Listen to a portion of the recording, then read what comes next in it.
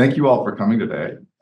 This is part one of two talks today by Professor Richard Jordan, who's visiting us from Baylor University. Today's talk is Give Game Theory a Chance. So hopefully some of you are political science students or econ or philosophy students who've come to take him up on that offer. And maybe some mathematicians and folks from just other disciplines are just curious about game theory. Our guest, I'll just introduce our guest today and then he'll get going. Richard Jordan is a professor at Baylor University. You're associate professor, right? Yeah, praise God. And he's associate professor of international relations at Baylor University. He did his PhD at Princeton University, right where game theory was invented with John Nash. Those of you who've seen A Beautiful Mind. Or maybe you know John Nash from actually knowing something about game theory. He's the foundational person there. So Professor Jordan went through the full formal method sequence at Princeton and works in the area of international relations using formal methods to understand international relations. And he's published in top political science journals like the Journal of Politics most recently. His article there is called, what's the title again? It'll come up at the end. It'll come up at the end. Okay, so teaser. It's going to be worked in here somewhere. And I know Professor Jordan very well from having been at grad school with him back when we were both, young, sniveling graduate students. And it's just a delight to host him here today because he's a good friend of mine as well as a fantastic scholar. So please join me in giving a warm UBCO welcome to our guest. Thanks, Jen. The last time I was in Canada was for Jeff's wedding, which was a fun time. So the topic of the day is to hopefully give game theory a chance. I'm going to be urging you to do that. So today's presentation will be a little bit not unconventional, but a little bit different from a normal scholarly presentation because I'm not going to be pitching to you a single article that I'm writing or anything like that. It's being pitched at two crowds. One, if you've never encountered a single equation in your life, that's fine. You don't need to for this presentation. Maybe though you're also a philosopher or political scientist who is very familiar with game theory and what it's produced for the discipline. And then if that's the case, I hope that the talk will show you some interesting directions that I'm hoping that we can move in the next few years with the study of game theory and politics. So whichever audience you are, I'm hoping for some great feedback here. This is what I hope will become the first chapter of my post-tenure book project. And it's going to be pitched to a broad audience. So if you are totally unfamiliar with game theory, I'd love to hear, was this accessible? And if you are already familiar with game theory, I would love to hear, is this actually an important contribution in moving the discipline forward? All right, without further ado, today's talk is Give Game Theory a Chance, and rather provocatively entitled, Imagination Rules the World, Game Theory, Rational Choice, and the Politics of Wonderland. And where I want to go for today is first to give you a basic primer on what is rational choice. So for the profs, this will be familiar. For the students, this might be a bit unfamiliar. Then why do game theory at all? And that's going to lead into meat of the presentation, which is the relationship of rationality and imagination. And I'm going to argue that imagination is necessary to understand rationality. And if we take human beings seriously as imaginative creatures, what does that mean for the study of politics or for our own politics and our own societies? So that's where I'll end up. All right. What is rational choice? I think the best way to begin by understanding rational choice is to contrast it with some competing paradigms. So we can take psychology or constructivism or say Marxism. Psychology tends to study human beings as responsive, constrained by biology, evolution, how you're responding to an environment, is how you conditioned to it or how you're born to respond to it. Constructivism tends to study human beings as baskets of identity. Who you are is shaped by the society around you. Your identity is constructed. And so your response to a situation is usually governed by what they would call the logic of appropriateness. You're in a situation and you don't ask yourself necessarily what are the consequences I want to affect in the situation. Rather, you ask, well, what's appropriate? What's the appropriate way to behave in this situation? And of course, the Marxists say that how human beings behave is determined by their economic material situation, especially their economic class. By contrast, rational choice is really committed to the idea of treating human beings as rational actors. And so it says the first thing to know about a human being is not that you're a basket of appetites and neuroses. The first thing to know about a human being is that you have goals and choices and that you try to pursue those goals. So it pushes back on the idea of treating you as a mere animal and more as somebody who's thinking about the future and what futures you're trying to bring into effect. Of course, this raises the immediate question of why bother treating human beings as rational? After all, we know that human beings are not rational. Isn't this a crazy assumption to assume that human beings are rational? And this assumption is usually justified in a few ways. First, familiar to the profs in the room, is that it's a methodological bet. What that means is we know that human beings are rational. Nonetheless, we're going to make the assumption anyway, in the same way that a physicist might say, like, assume a horse is a sphere of 0.0.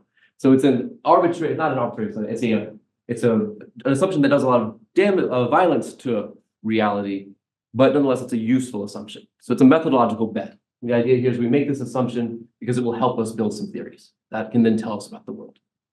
I think that's the weakest justification for rational choice. A somewhat stronger one was made in the mid-20th century by Karl Popper, with Thomas Kuhn usually considered one of the two greatest philosophers of science. And Popper argued it would be impossible to build any kind of coherent social science theory without making a rational choice assumption. That it would be hard to build any kind of discipline that could really accumulate knowledge and build on each other logically without baking rationality into it. And so a critique from Popper of something like psychology would be, yes, we know individual facts from psychology, but it's hard to actually for everything to come together in a single unified theory of human behavior.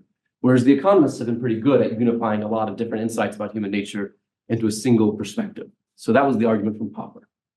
I think those are the two main justifications for rational choice. But a third one, which I think is sometimes made, but not often enough, is that rational choice is a profound philosophical claim, even commitment about human nature and human dignity. If you're a psychologist, you are fundamentally dissecting the human mind, dissecting human behavior. If you're a rational choice, you're saying human beings can't be dissected. You need to understand human beings as people, as persons, as actors, that they're indivisible in some sense. And so I think that there's something actually about this which commits to treating other human beings with a respect that not necessarily other paradigms treat them. Instead of standing outside them like a scientist, pushing around human beings in a petri dish, you're instead treating them as equals, as other people who are trying to bring about their goals. Pardon me. Which brings us to game theory. Game theory is the gold standard for rational choice research. Why do we do game theory? One simple reason is because it guarantees the logical validity of our theories. A common critique of economists of other disciplines is that their theories are often incoherent.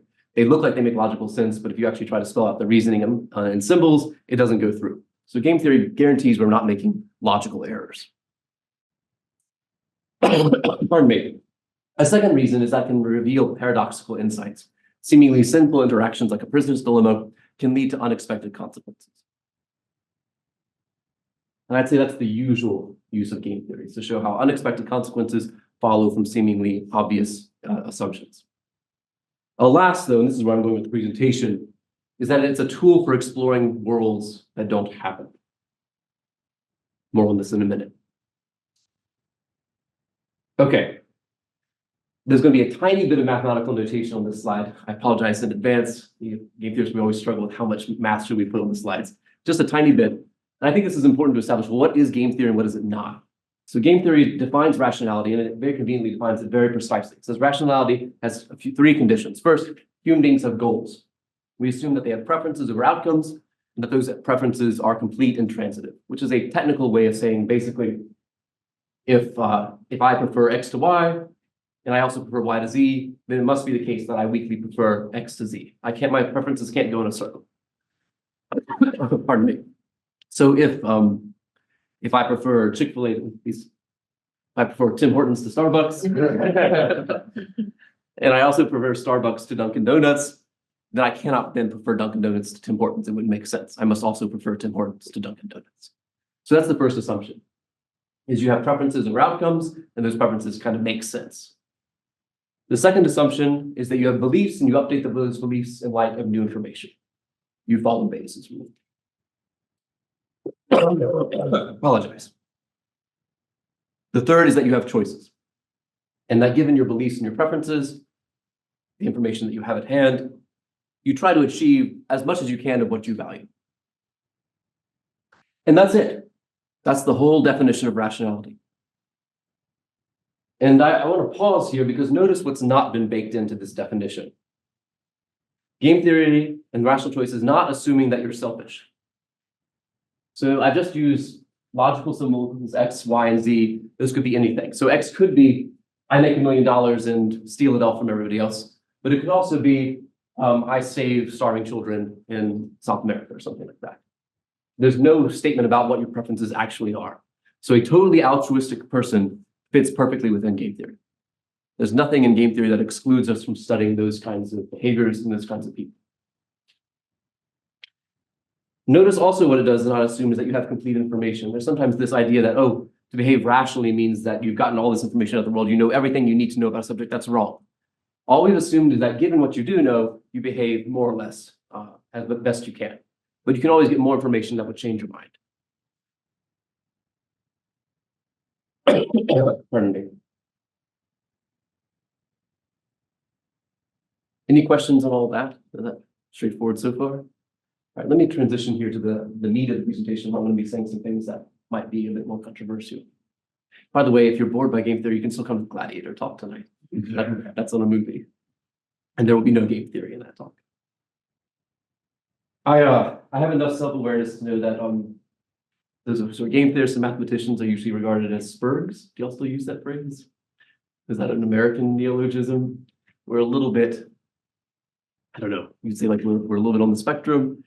Like, what do we have to do with imagination? What I want to argue next is that imagination is actually fundamental to rationality. Whatever you're going to do with game theory, it has to understand the role of imagination. Why? Well, what is imagination? Imagination is simply the ability to think about or envision worlds that aren't there. A remarkably human ability. What this means is that rationality requires imagination. To play any kind of game, you must be able to envision things that don't happen. If you play chess, the best chess players can think several moves in advance. They can envision a board which they haven't actually seen. So rationality requires your ability to imagine worlds that don't happen. It also incidentally requires empathy. You need to be able to get inside somebody else's head and think, what do they value? How are they going to act in the situation? We've known in the study of nuclear strategy for a long time that if you really want to understand the Russians, you really need to understand something about Russian culture. If you want to behave rationally and strategically, you need to get inside the mind of your adversary. So game theory requires empathy. Otherwise, you won't know how to set up the game. You're just in your own head, not in somebody else's. What this means is that causation starts to work backward. This is wild. Causation starts to work backward. If I'm envisioning future possibilities, future worlds that don't happen, then essentially what's happening is that your actions at time t+1 are shaping my actions at time t. Now that seems obvious, right? Of course, what I think you're going to do in 2 turns from now in a game of chess shapes what I do today. But that doesn't happen in the normal world. If you're a chemist, you don't need to study how this reaction will play out 10 years from now to understand how it's going to behave today. But in studying human beings, you need to take account of the fact that what could happen in the future is shaping what does happen today, because human beings are prospective. And that also contrasts with approaches like psychology or constructivism. If primarily you're being shaped by your evolution, by your biology, or by the social identities that have gone into making you who you are, you're mostly shaped by your past. How you behave today is mostly shaped by things that have happened. But if you're a rational choice, if you're an agent making choices based on what kind of futures you want to affect, most of how you behave is not based on things that have happened in the past. It's based on what might happen in the future. And that's going to present problems for political science, because while we can observe the past, we can't really observe the future. We can't observe the things that don't happen. So politics is going to depend fundamentally on things that don't happen. How do you study things that don't happen? Strange question, isn't it? How do you study things that don't happen? You don't have to do that in psychology. You don't have to do that in biology. But here in political science, you're going to have to study worlds that never happened, scenarios that never played out certain ways. How do we do that? Let me give you an example taken from modern foreign policy today. So imagine the Russians and the Americans. We Americans are playing a game, and I guess you Canadians are watching. The United States, say in Ukraine or whatever, can either escalate or not escalate. If it doesn't escalate, then it'll simply be a stalemate. If it chooses to escalate, then the Russians are presented with a choice. Either they can resort to tactical nuclear weapons, or they cannot resort to tactical nuclear weapons. If they do not resort to them, the Russians will lose and the Americans will win.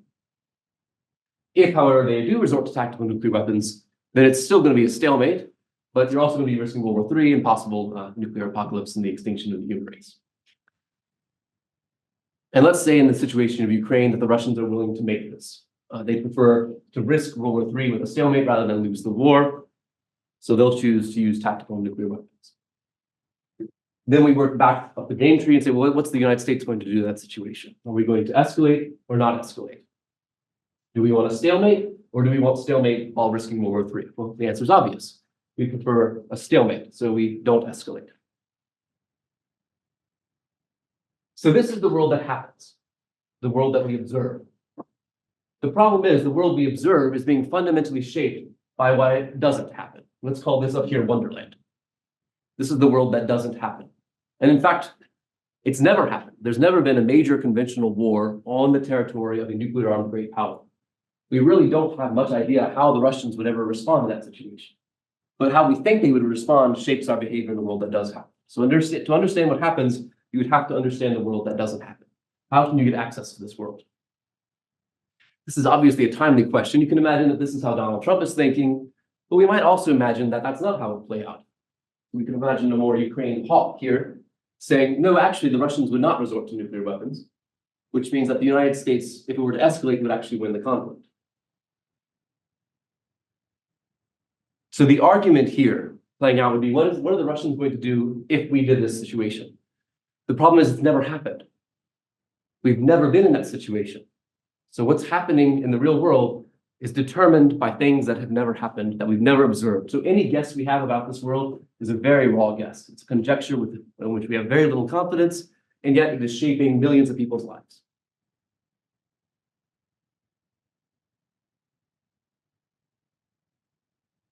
I submit to you that in politics, almost everything important is happening off the path, as game theorists would say. It's happening in the worlds that don't occur, in Wonderland, like nuclear escalation. Or, I hope, China invading Taiwan. Why hasn't China invaded Taiwan? It has the capability now. Why doesn't it do it? Well, it's afraid of what the Americans might do in response. You're Canadians. I think all Canadians, besides me, bro, y'all are all Canadians. Americans, we don't have any idea what we would do either. So not only do the Chinese not know how we would respond if they invaded Taiwan, but we don't know how we would respond if they invaded Taiwan. And yet they haven't. Why? Because of our conjectures about what would happen. How about sanctions? This is my favorite problem of mine in international relations. Do sanctions deter human rights violations? Well, if sanctions work, we should never observe them working. What? How is that possible? Imagine you're a country that wants to abuse human rights. You know that if you abuse human rights, then the United States and the West will put sanctions on you, and you will relent and stop abusing human rights. So what do? You don't abuse human rights, which means that we never actually see the sanction working. What this means is that we would only ever see sanctions failing, because we can't observe the worlds in which sanctions work. Now that's different from the physical world where we can perform experiments and say, like, what's the effect if I have a controlled environment and do sanctions over here and not sanctions over here? What happens? We can't do that in politics.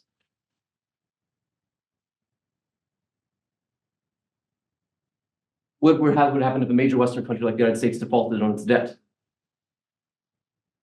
I don't know. Do you know? I have a friend who was a business major as an undergrad. He said they were always told to estimate US bonds as zero risk.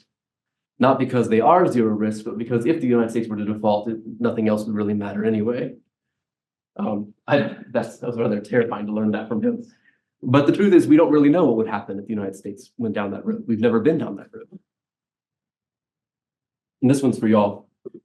How about successful no confidence votes?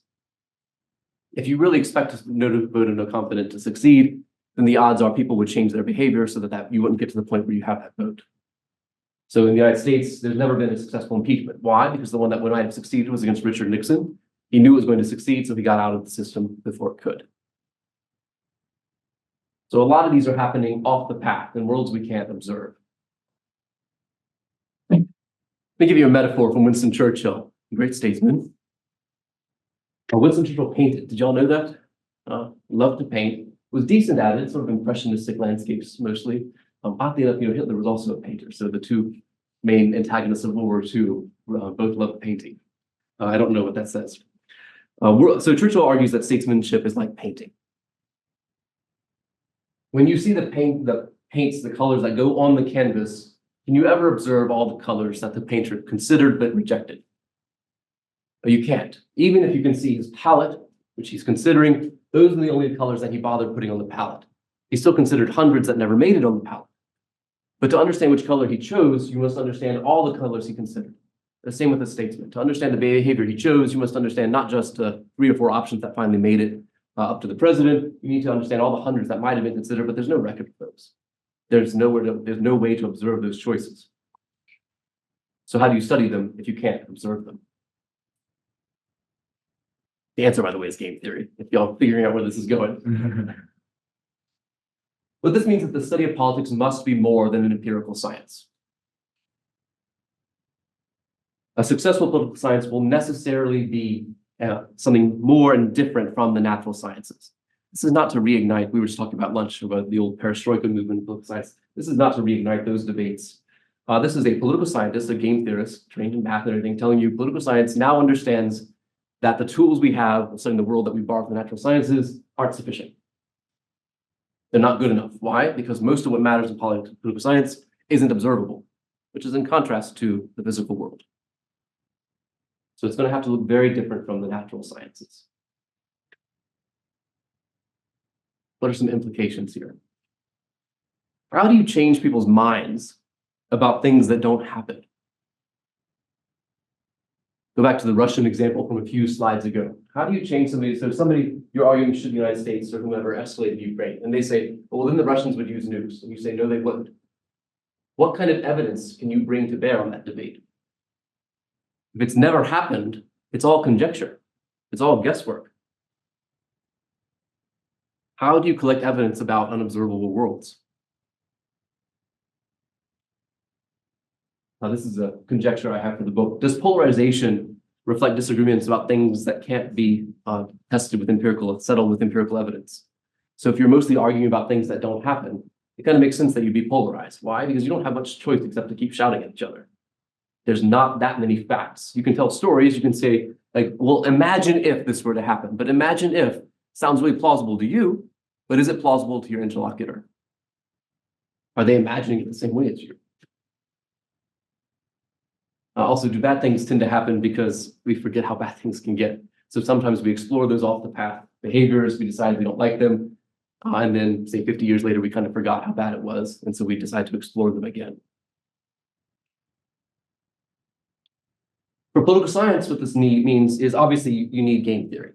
This is why the nuclear deterrence strategies in the mid-20th century loved game theory. And so I love Thomas Schelling. That may not mean much to you, but he wins the Nobel Prize in economics. And he wins it for his innovations of game theory and the study of nuclear deterrence. Why do we need game theory to study nuclear deterrence? Because we can't run the experiment. Why can't we run the experiment? I trust it's obvious. Do you want to run an experiment in which there's nuclear escalation and the use of nuclear weapons? No. So how do we explore those worlds? We have to do it using an imaginative tool, which is why Rand and the mid-century deterrence theorists turned to game theory, because it was something that we couldn't study with the normal tools of the natural sciences.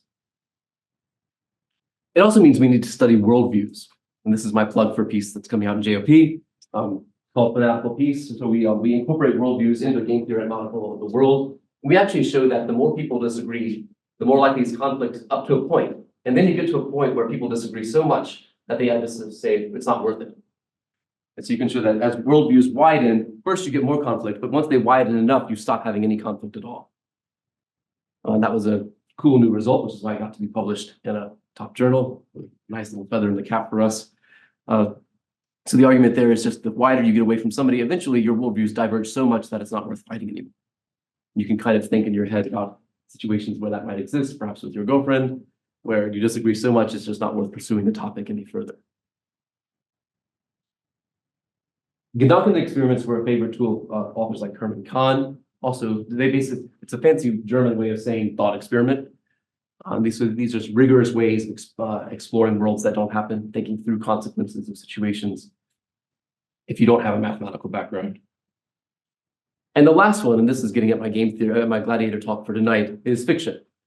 What's the readiest tool we have? Lots of people can't do game theory, but what can you do is you can do fiction. And I suspect that fiction, the stories that we watch on TV and movies, are a lot of the places where we are playing our political thought experiments out. We're saying, what would happen if X, Y, Z? And that's where we're having these arguments.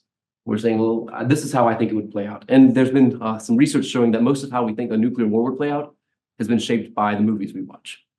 No matter what level of government you are, citizen you are, your idea of what happens in a nuclear apocalypse is probably shaped by, I don't know, World War Z or whatever you all watch these days.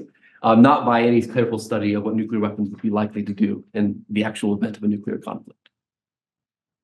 So we need fiction, and we need to take fiction seriously as what's shaping our imaginations. Because if politics depends fundamentally on how we think about Wonderland, about the world of things that don't happen, then whoever or whatever controls how we think about those worlds, whatever controls our imaginations, that's what controls politics. Coming back to the title and thesis of the presentation, which is that imagination rules the world. All right, thanks, guys. I went a bit faster than I intended to, but I hope that was all right. Questions?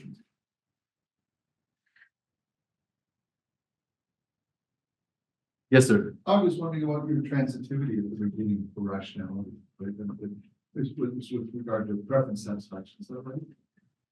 Yeah, so we're just preference ordering. Preference ordering, yeah. Yeah. So in tennis, we know that if you've got three players, just because one beats one and the other beats this, so you can go in a circle. Yes. That is, A can lose to B can lose to C, but then it doesn't just go in a straight line. Right.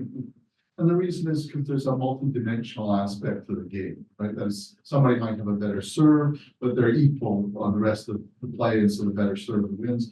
But when they come to pairing another pairwise competition, it's some other skill. And preference satisfaction is the same. It's multi-dimensional. So I don't see any reason to accept the transitivity assumption. Yeah, so I take the point about human beings. So there's a result in game theory which shows that whoever wins a truel, not a duel, so between two people, a truel between three or more people, it's usually not the best player.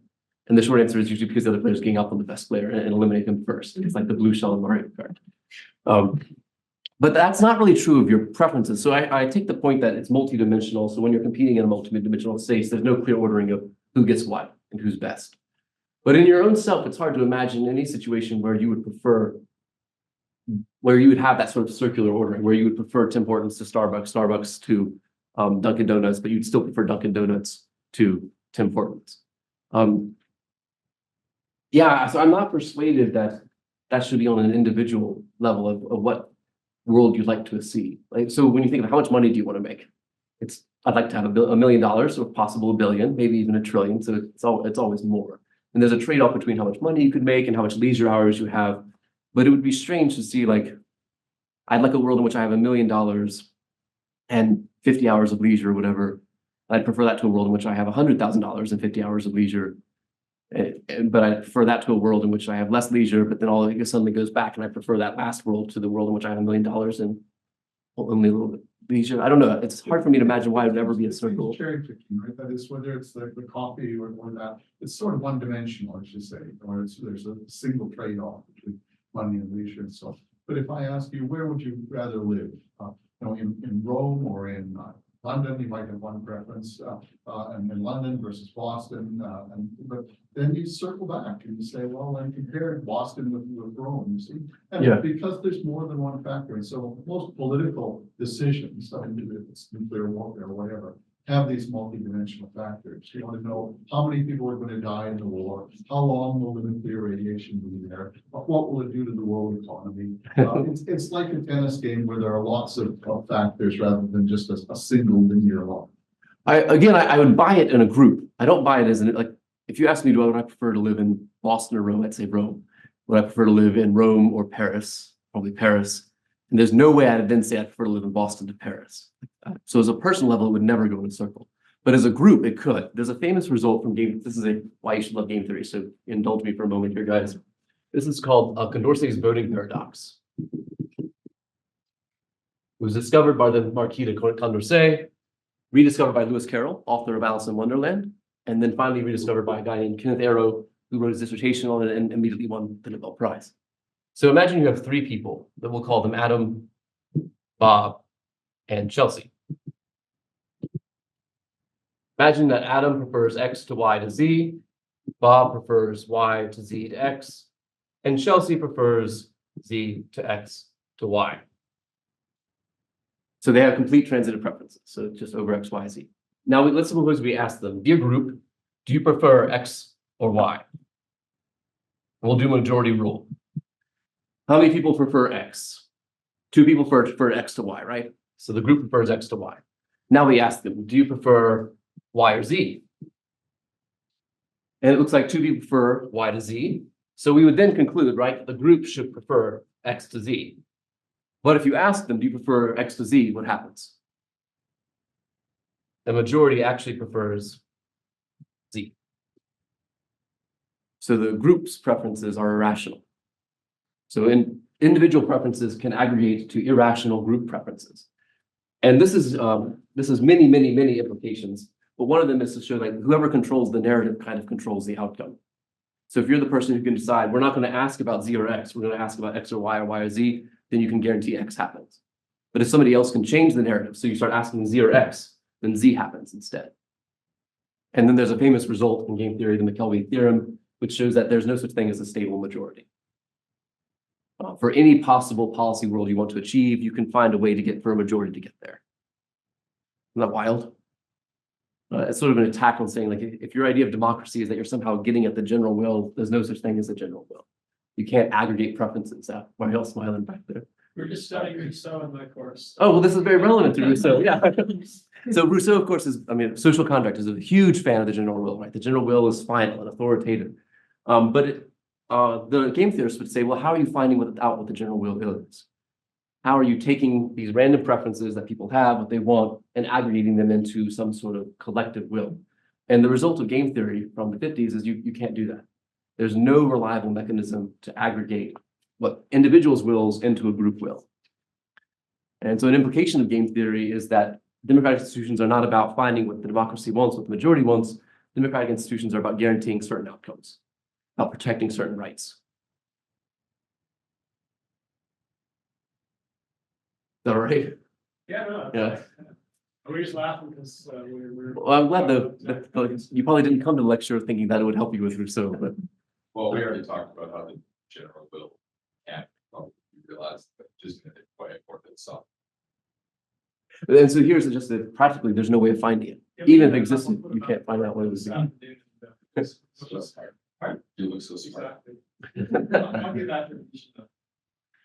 Yeah, that's Dr. Arrow's theorem. That is Arrow's theorem, yeah. So Arrow famously proved that basically you can't ever aggregate preferences, not rationally. You've got to. And so does he call that preference cycling? Yeah, this would be a preference cycle because X to Y to Z back to X. So it goes in a circle. Is that the cycle with the logical outcome is undermined by the actual voting mechanism for the aggregate preference? Basically, it's more that you can't actually find. There's no maximum. There's no best outcome here that the group prefers. The group prefers a circle, which means it doesn't prefer any one thing. So you can't find what the will is. Other questions? Yes, sir. I'm sorry if this is fundamental, I'm neither a mathematician or a politics major, but just my question around rationality is the assumption of rational actions. Is the assumption that we know there's a rationality out there, but it's just easier and we can do more things if we assume everybody's rational, or is the assumption that everybody's rational in their own frame of reference? We just can't do what everybody's frame of reference is, because Yeah, do you understand what I mean? I do. Okay. The rational choice tradition has usually just said we're going to assume that people are goal-oriented, that usually their behavior is determined by what they want and what they're trying to achieve. And we know that that's false. We know that lots of times you act on impulse, that you act irrationally, whatever. But we think that in the lion's share of your behavior, you are trying to bring certain outcomes into effect. We don't always know what you value, though. It's very hard to know what an individual person values. For these reasons, how would you ever find it out? And people have incentives to lie, to misrepresent what they are actually after. This is a class of politics. Does any politician tell the truth? Like, wouldn't you love to know what politicians actually want to do with power? But of course, they hide that fact from you. So you would say it's both, and that there's both truly irrational acts and there is acts that only appear irrational but are rational by the act according to the act. Yeah, so let me give you an example from psychology. There was a old literature in psychology about irrational optimism about your own capabilities. I'm trying to remember what the phrase was that they had coined, but basically there were these findings that, for instance, most people think they're above average drivers. Yeah, there you go. Yeah, so most people think they're above average drivers. And that seems ridiculous, right? Because obviously most people can't be above average. The economists came along and pointed out, well, driving is a world in which there's very little negative feedback. On a daily basis, mostly you're getting neutral, even slightly positive feedback. You don't get into an accident very often if you're a bad driver. And so the logical outcome of that is that most people should think they're above average drivers. Because most people are getting, on a daily basis, neutral feedback or slightly positive feedback. Only a few people are getting negative feedback. So the few people who get into crashes know that they're bad drivers, assuming it was their fault. But most people who are bad drivers don't know it yet. And so the psychologist said this is an irrationality, but the game theorists came along and said, actually, this is a rational response to a low information environment, a low negative feedback environment. So what was being called irrational actually had a perfectly rational explanation. You looked a little bit skeptical, sir. Is that? No. Other questions?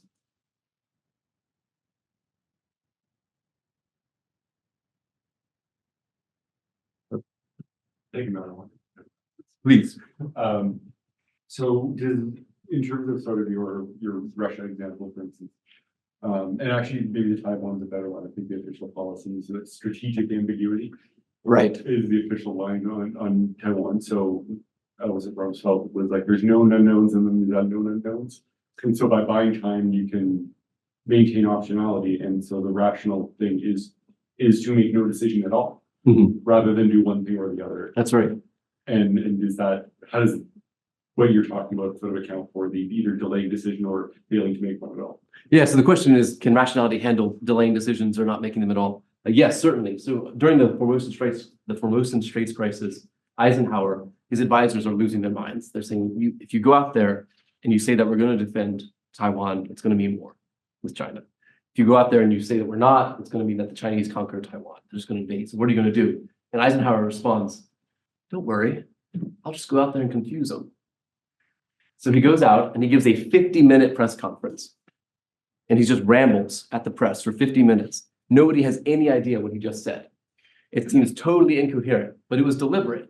Why was it deliberate? He was deliberately trying to confuse everybody so they would not know where he stood. So it was that policy, an early policy of strategic ambiguity. And that's perfectly rational to mask what you would behave, because if I knew for sure what you would do, then I might actually be able to win the game. It's only when I'm uncertain about what you might have to do. You can think about the military metaphor here as well. If you have to prepare everywhere, you have to spread your forces very thin. You have very weak defenses. If I knew where you were going to attack tomorrow, I can defend against it. So sometimes the rational thing is to be extremely obscure and to appear a little bit crazy. Nixon does the same thing with the famous madman theory, deliberately trying to pretend that he's a little bit irrational towards the North Koreans because they knew that a rational person would not actually start a nuclear war over Vietnam, but he wants them to think that maybe he's a little bit irrational. So it's a rational illusion of irrationality. There's also Seward, the secretary, what position was he in cabinet? He's the one that got Alaska. Yeah. I really don't know much about. I heard something he was yeah. I don't know much about Seward. He might be more important to Canadians since it's Alaska. I just He don't know. stole Alaska from us. Is that the story you all tell?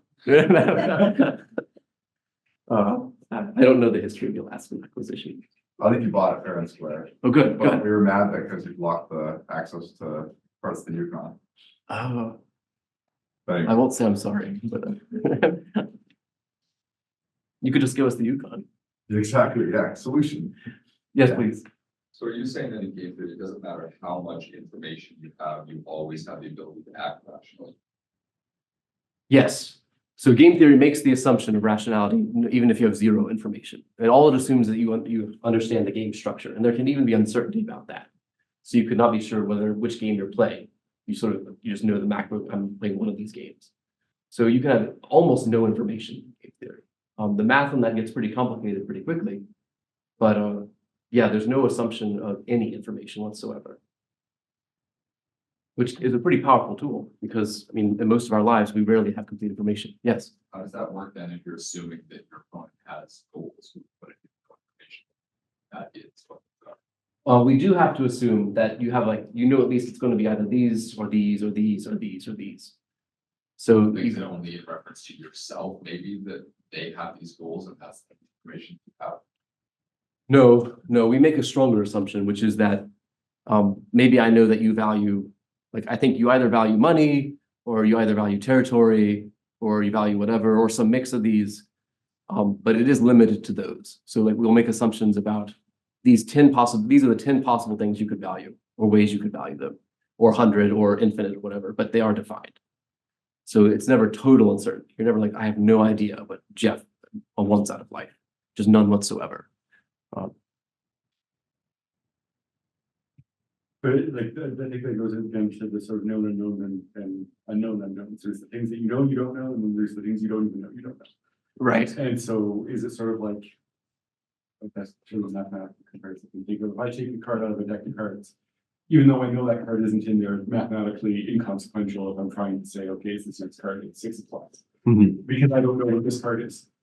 So if you're making game theory sort of predictions, do unknown unknowns simply like they come out in the wash, and because I can't even know that I don't know them, I don't account for them at all, or do you actually take that into consideration? Yes. So I'd say a real weakness of game theory is the inability to handle unknown unknowns. There are some situations in which we can. So for instance, I know that the game of chess has a solution. I also know that no human being will ever find it. It's computationally intractable.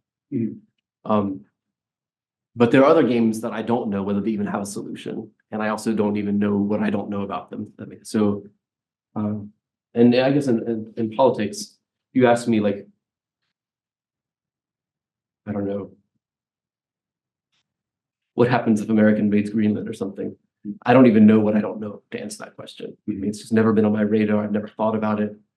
So I have no idea. So I always say at that point, you're really in the realm of no clue. But what tool are you going to use to understand that situation? Yeah, and I don't have the answer to that. It's a great question, yeah. Talk about equilibria and how they. Yeah, you mentioned John Nash. I actually got to see John Nash at the top of the classroom before he died. He really was crazy. Have you all seen The Beautiful Mind? Hears voices, really did hear voices.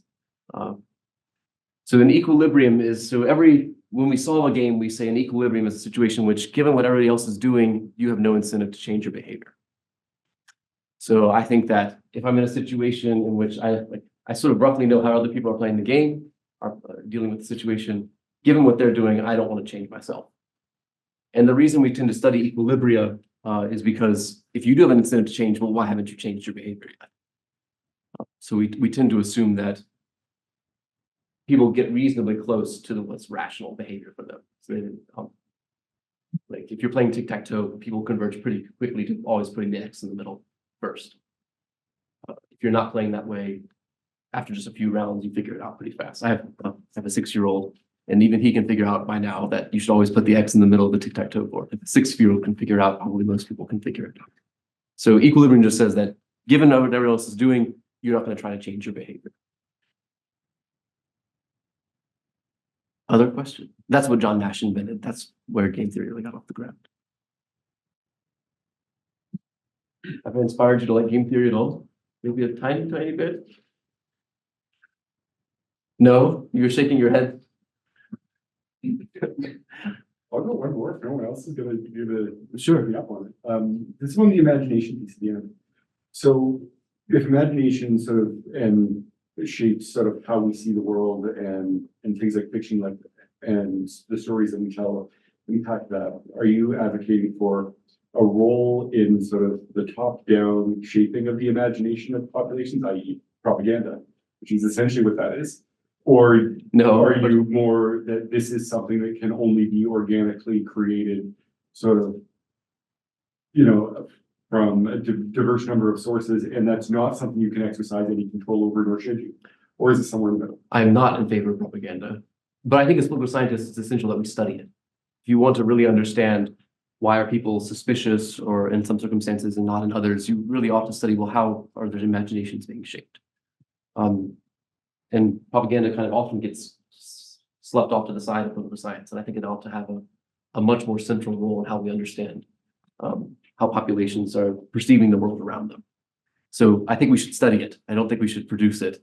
But on the other end of the spectrum, if sort of just organically a really problematic or dangerous thing were to imagine new idea or imagination were to arise, you just have to sort of let that run its course, or do you try and counter that? Or how do you make value judgments on things that aren't propaganda but came out organically from your population?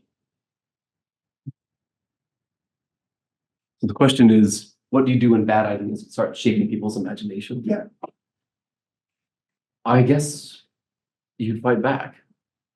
I don't know if the state should fight back, but I would hope that if you see people telling stories that you think aren't good descriptions of how the world actually works, then I'd say you should set pen to paper and tell some stories of your own.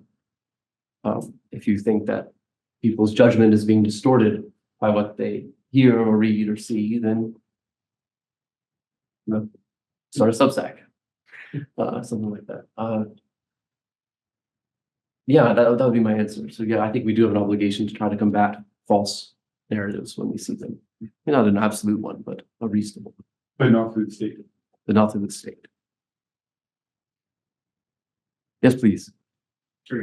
I assume that the Russians and the United States are both have, I guess they have some sort of experience with game theory, right? I assume the Russians have their own version of game theory when they're invading Ukraine and they're finding their own moves. Would it be possible for, I guess, the Russians to anticipate the moves that the United States will have in their own game theory and dominate the escalation ladder? Because it seems to me that you can sort of predict what others are going to do, judging by what you said about the rationality, and then you have to be empathetic. So would you say that it is possible for either side to, I guess, make a strategic move and dominate the escalation ladder? It would be possible. I'm optimistic when it comes to the Russians. Dr. Brad, what's his name? Will probably agree with you. The Russians are pretty bad at listening to negative feedback. So one of the things that we learned from the Russian invasion of Ukraine is that several people actually knew this is not going to go as well as predicted, but they had been too afraid to say so. Whereas in the United States, we're constantly wargaming things. So we're actually seeing bad feedback come all the time. And that's why we're able to improve our own responses. So could they use game theory or whatever against us? Yes, but I think they've actually insulated themselves sometimes from that kind of negative feedback. They've insulated themselves from losing, which kind of helps their adversaries do better than the Ukrainians are a small fraction of the Russians, right? And yet they're holding them off. Well, they're doing recently. They've stalemated the world with a much stronger power. And I think part of that's because the Russian organizational structure was not one that would allow ideas to be challenged easily. Whereas in America, we do allow a lot of ideas to be challenged very easily within the military, within the DoD. Yeah, so theoretically, we could just be in this escalation ladder, but I think usually it stops surprisingly fast. I don't know what happens when you got AI doing it though, but that's a few years out still. Did that answer your question? Oh, yeah. Okay. I'd like to ask a follow-up question on AI. Please. So I assume that much of the nuclear deterrence that we've had since the Cold War is pretty much dependent on human decision, right? What would happen if we remove the human from the equation and replace it with AI? Because it seems to me that once you remove that factor, you can make an absolute nuclear deterrence, one that will launch a retaliatory attack, no matter what kind of sentiments that we have. Have you seen Dr. Strangelove? I did. Yeah, the premise, it seems most people have it. It's an old Stanley Kubrick movie from, was it 50s? Black and white, great movie. But the premise of it is that the Russians invent the perfect deterrent. It will go off automatically. If a nuclear weapon is detonated anywhere, it will automatically blow up the entire Earth. The problem is that human beings are not always rational.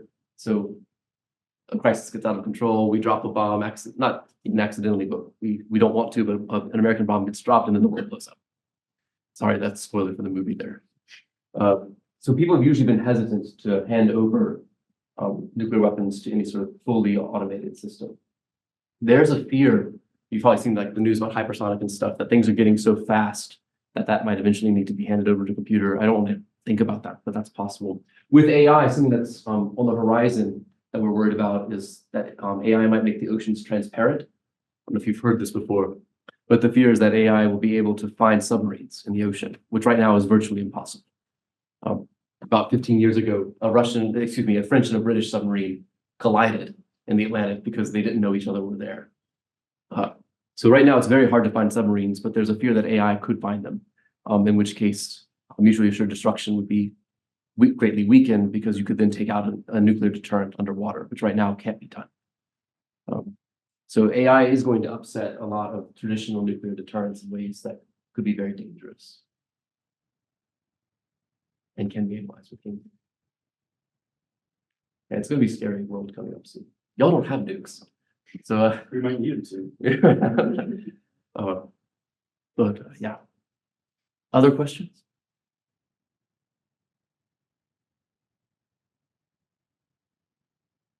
Yes, please. Is there a specific way of studying game theory that you endorse? So I took a course it was called Intro to Strategic Thinking. It was game theory, but it's an econ course. And then Professor Epperly mentions it in Intro to PPE. But I didn't get a lot of what you were presenting from that course. It was very mathematical and about predicting supply and demand and what firms do. So do you endorse a certain way to look at game theory? Sure. It differs from poli-sci to economics. This gets permit me another opinion. I dropped a few into this presentation. The economists have the luxury that supply and demand usually happens on the path. So you can say, like, given the elasticity of demand, like how are things going to change in response to this demand shock or whatever, this supply shock or whatever. If what I just said in that presentation is true, and most of the things in politics are happening off the path, we need different kinds of game to study them. So in econ, you're usually assuming that somebody is an infinitely small part of the market, which is a convenient assumption because it means that your behavior can't change the market. So you're not actually ever studying like how are other people responding to your behavior because you're so small you can't affect the outcome. But in politics, like with the US-Russia example there, we are assuming that whatever you do is going to have very significant effects on what other people do. And so we do have different kinds of games that we use than the economists do. The economists are much more advanced than we are. They're just better at math. But I think sometimes, Thomas Schelling makes this point before he dies, he thought the economists had gotten too far into the math. That they had forgotten that the point of the game was to shed light on the real world and not to use very advanced calculus. So I think political science, while it's often simpler, sometimes we have our games are actually better tailored to the real world. Yes, please, sir. Yeah, I think about this a while, but I like the question about economics. When I was taught game theory in grad school, which is a long time ago, so I don't remember a damn thing about it. It seemed to be the rationality that we were taught was economic rationality. This was in a political science program. And it seems one of the things that you've done with, and it's just so obvious that I'm, being Captain Obvious here, but by talking about your Duncan experiment, especially talking about fiction, you're suggesting that the imaginary out of which you would create preference orderings are not just economics, right? So if you wanted to understand Russia and what's going on, you'd have to read somebody like Timothy Snyder, who writes something about the Russian imaginary. Absolutely. Which, to many of us is insane. I mean, parts of the Russian imaginary, I just look at it and say, this is craziness. But it is the basis on which perhaps Vladimir Putin, if not himself, at least his peons are making decisions, right? It's a certain way of understanding the world that to many of us is something bordering on insane.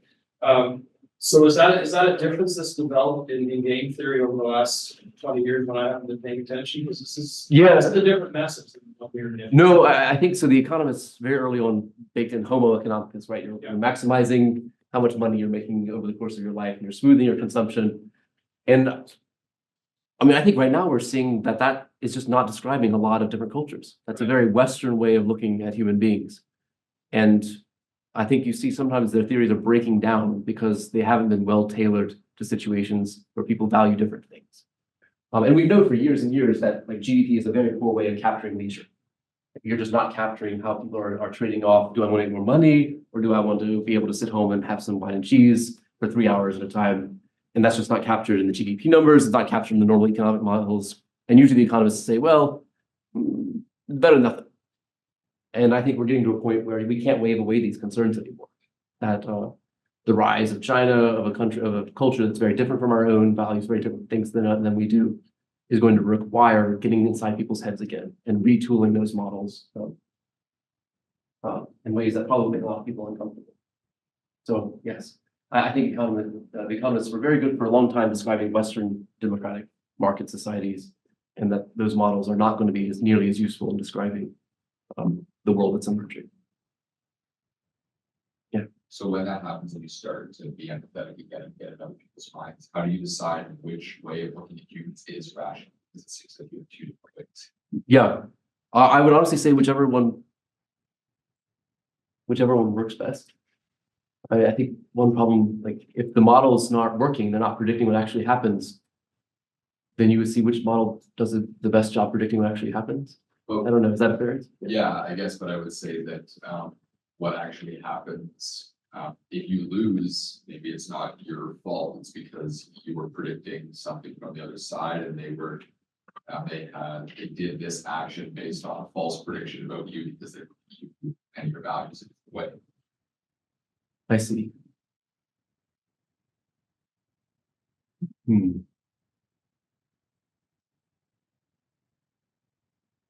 About 15 years ago, there was a study that made a huge splash when it came out saying that they thought they had found a particle that traveled faster